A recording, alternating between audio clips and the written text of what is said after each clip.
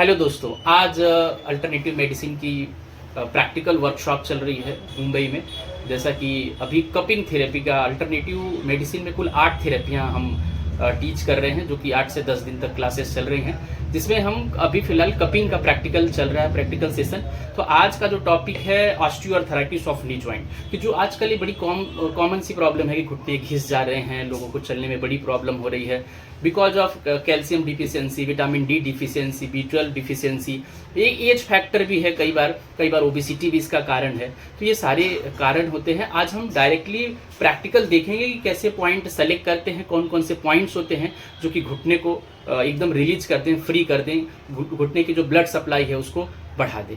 तो चलिए आइए देखते हैं। ये प्रैक्टिकल कर रही हैं अफरोज जी, अभी प्रैक्टिकल करेंगी, ये पॉइंट आपको दिखाएंगी कपिंग का।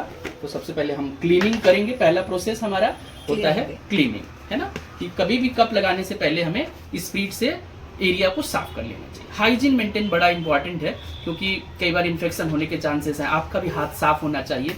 जैसा कि देखो, ग्लव्स लगाई हुई हैं और अब एरिया को क्लीन कर रही हैं, जो जिस एरिया पे हमें लगाना है कप्स, है ना। फिर लंबर एरिया में भी हम कर देंगे क्लीन।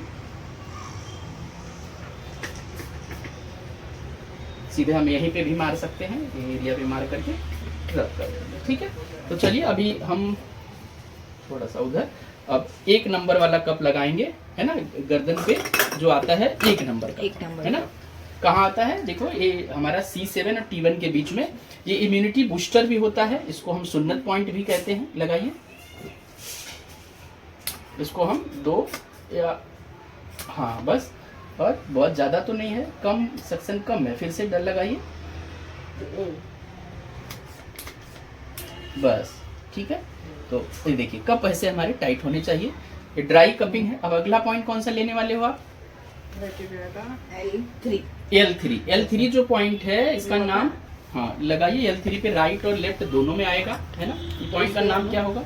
अब दूसरा कप ले लो, कोई प्रॉब्लम नहीं, कोई भी कप चलेगा।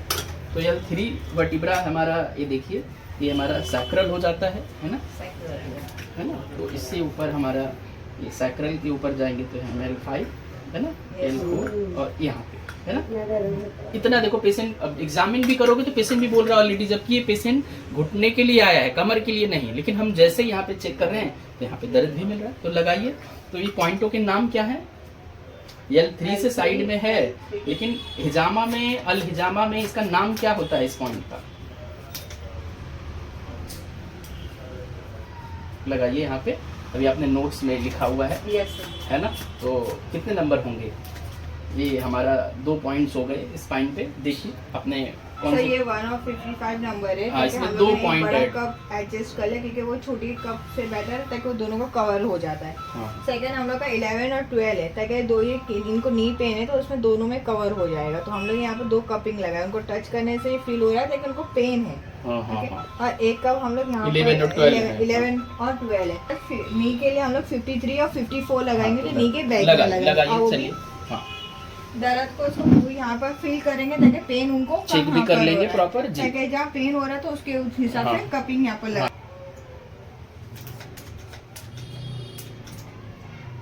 दूसरा लगाओ।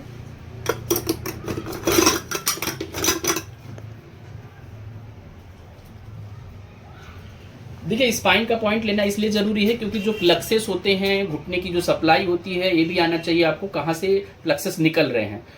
कॉमन देखा गया है कि लोग यूजुअली केवल घुटने के ऊपर लगा दिए, उससे रिलीफ होता है, नो डाउट, अच्छा तो लगता है, वहाँ की ब्लड सप्लाई बढ़ती है, लेकिन उसका रूट कॉज हमें पता होना चाहिए कि इसकी प्लक्सेस कहाँ से निकल रही है ना। तो इस तरह से पॉइंटों का सिलेक्शन होता है। तो देखिए, और ये घुटने के पीछे भी इन्होंने लगाया है। ट्रिगर पॉइंट भी चेक कर लेते हैं, कहीं टेंडर है, उसके हिसाब से हम पॉइंटों का सिलेक्शन करते हैं, है ना।